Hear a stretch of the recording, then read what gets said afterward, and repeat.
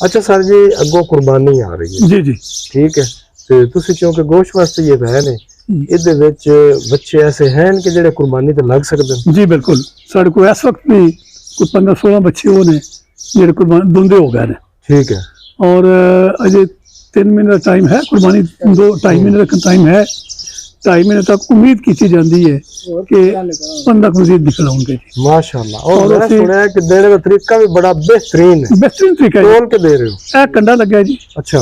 ਉਹ क्रश बने जी उत्थे ਉਹਦੇ ਵਿੱਚ ਜਾ ਕੇ टैग लगे ने हर जानवर ਨੂੰ ਤੁਸੀਂ ਵੇਖੋ ਨੇ ਕੰਨਾਂ ਦੇ ਨਾਲ ਟੈਗ ਲੱਗੇ ਨੇ ਪੀਲੇ ਰੰਗ ਦੇ ਨੰਬਰਿੰਗ ਹੋਈ ਹੈ ਜਿਹੜਾ ਬੱਚਾ ਕਿਸੇ ਨੂੰ ਚਾਹੀਦਾ ਹੋਗਾ ਵਜ਼ਨ ਕਰਕੇ ਉਹ 700 रुपए फी किलो लाइव वेट 700 रुपए फी किलो जी 700 रुपए फी किलो ठीक है। लाइव वेट एक बच्चा जेड़ा है वो कितने एक मन का बन जाता है?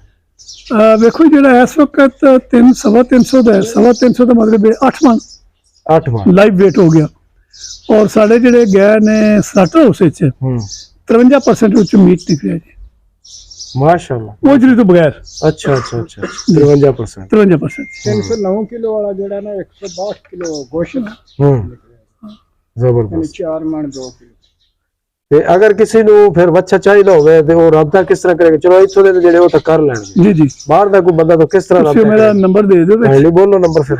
नंबर है 0300 0300 8600 105 पहले लोकेशन भी शेयर करना। लोकेशन है जी 6 kilometre Kandiwal road Sargodha 6 kilometre 6 Kandiwal kilometre जी कांडीवाल रोड लो जी सजनों, ईद वास्ते बहुत सारे दोस्त जो ने वो मंडियां जाते होंगे, वो तो किसी ने अच्छा मिल गया किसी ने नहीं अच्छा मिला, तो बहुत ही जबरदस्त बराबर किस्म के सारे बच्चे मौजूद हैं जी और सेहतमंद ਤੇ ਤੁਸੀਂ ਜਨਾਬ ਨੰਬਰ ਤੇ ਰابطਾ ਕਰਕੇ ਬੱਚਾ ਆਨਲਾਈਨ ਅਗਰ ਕੋਈ ਮੰਗਾਣਾ ਚਾਹੁੰਦਾ ਤਾਂ ਭੇਜ ਦਿਓ। ऑनलाइन बिल्कुल सही है ऑनलाइन भी सर्विस ਤੁਸੀਂ होएगी ਘਰ ਬਹਿ ਕੇ ਜਨਾਬ ਤੁਸੀਂ ਬੱਚਾ ਜੀ, ਜੀ। ਮੰਗਾ ਸਕਦੇ ਹੋ ਔਰ ਤੁਸੀਂ ਰابطਾ ਕਰਕੇ